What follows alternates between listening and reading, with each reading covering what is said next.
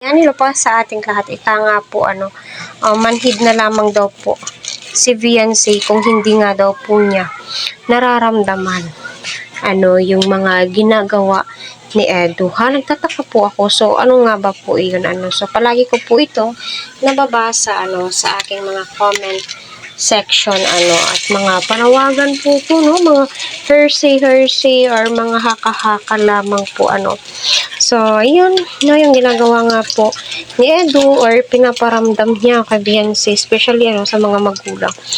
Imposible na lamang po kung hindi po nila nararamdaman iyon, diba? Alam naman po nating lahat na botong-boto ang magulang ni Viancy kay Edu. So, ano pa bang hahanapin po nila?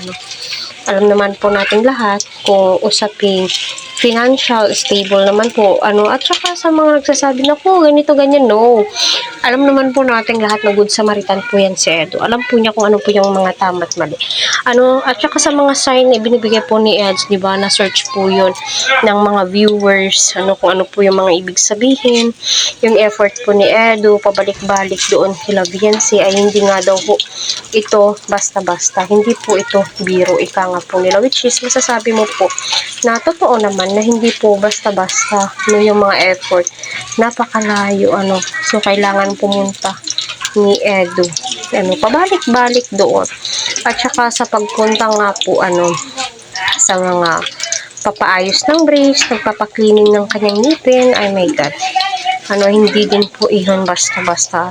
Yun lang nga po nga ni Eds ay inilibre daw po niya itong si Viancy so yun, grabe effort nga po itong si Edu kay Viancy at kita naman po natin napakalaking tulong po talaga ng pag-BBTS. Totoo lang, napakalaking tulong sa atin na nag-aabang kung ano po yung mga update sa Team EDSI kaya